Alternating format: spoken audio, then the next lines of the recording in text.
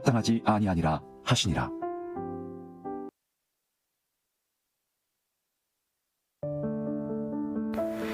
아멘. 오늘 누가복음 9장 51절부터 62절 본절부터요 19장까지는 예루살렘 상경기라고 그렇게 불립니다.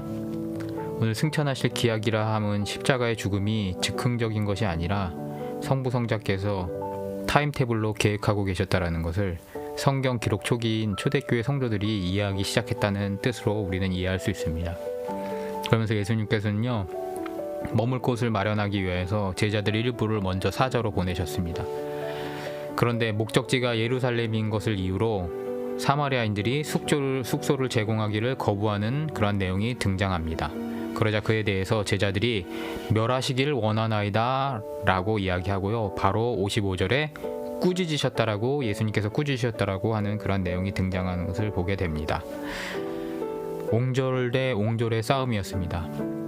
지난 시간에 주의 이름으로 귀신을 쫓는데 우리 편이 아닌 자를 금하여 주게 하시옵소서라고 제자들이 옹졸을 보였더라면 이번에는 예루살렘을 향하여서 간다는 예수님의 행렬을 배척하는 사마리아인의 옹졸함이 보이고요. 그리고 거기에 더해서 불벼락을 바라는 또한 제자들의 옹졸함이 악순환을 이루는 것을 보게 됩니다. 원수를 갚는 것으로는요 복수의 고리를 끊지 못한다는 것은 우리를 잘 알고 있습니다. 사마리아인들은 자신들을 천대하는 예루살렘 이스라엘인들에 대하여서 즉각적인 반응으로 예수님을 머물지 못하게 하였고 유대인들은 또한 그에 대한 반응으로 계속해서 악순환의 구조를 이루고 가고 있는 것입니다. 여기 이 시점의 제자들은 사실 말만 제자였지 삶의 방식과 태도, 언어 모든 것이 바뀌어야 함에도 바뀌지 않고 있는 것을 보게 됩니다.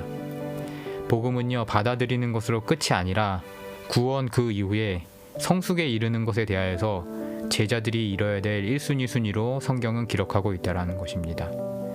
왜냐하면요 제자와 그 전도의 삶은요 마치 그 맹인된 자를 인도하는 성한 눈을 가진 사람의 책무와 그 역할이 제자들의 길이라는 것입니다.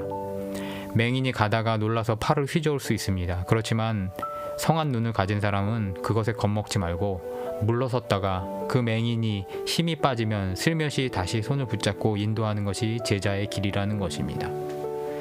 다음으로 제자 되겠다는 사람들의 이야기들이 등장하게 됩니다. 거기에 대해서 예수님께서 이렇게 답변을 하십니다. 머리 둘 곳이 없다라고 이야기하십니다.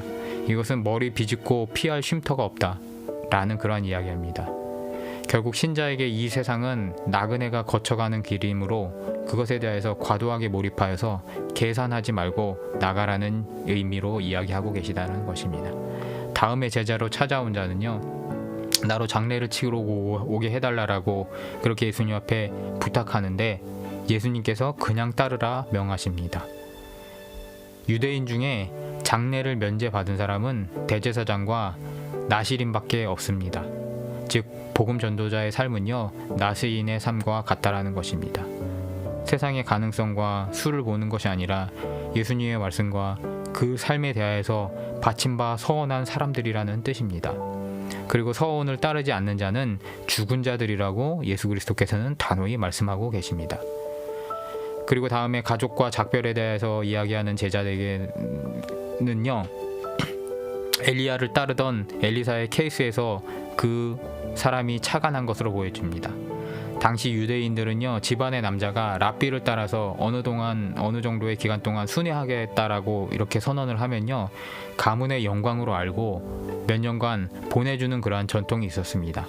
오늘 이 제안을 한 사람은요 자신이 엘리사와 같은 급으로 되는 듯한 큰 과대망상에 빠져져 있었고 그것은 결과적으로 제자도에 대하여서 하나부터 열까지 오해하고 있었다라는 것입니다.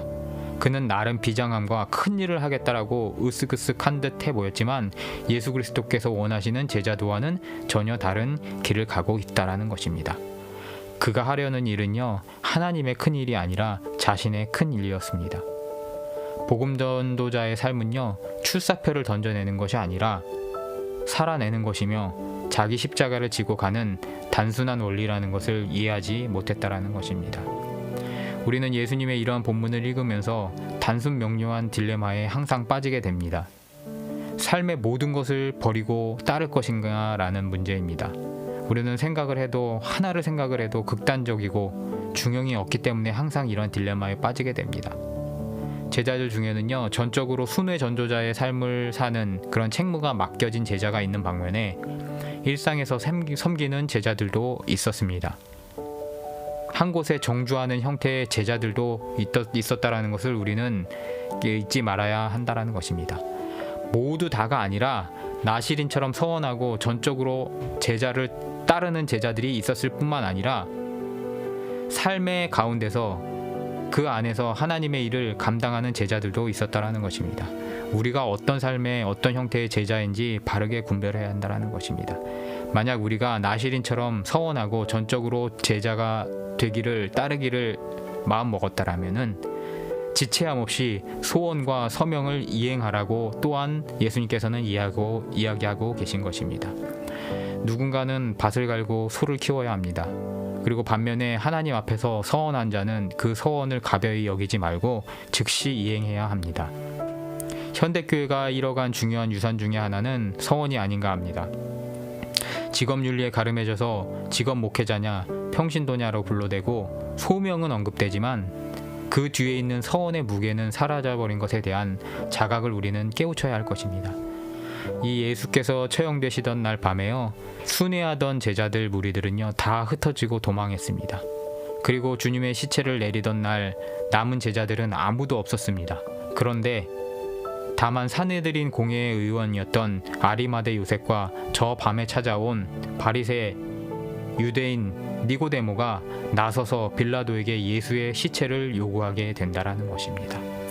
이 행위는요, 로마에게는 반역자의 동료라는 혐의를, 유대인 바리새인 동료들에게는 이단이라는 빌미를 줄 일이었지만 이 머무는 정주영 제자들은 아랑곳하지 않고 예수님의 제자를 거둬들입니다.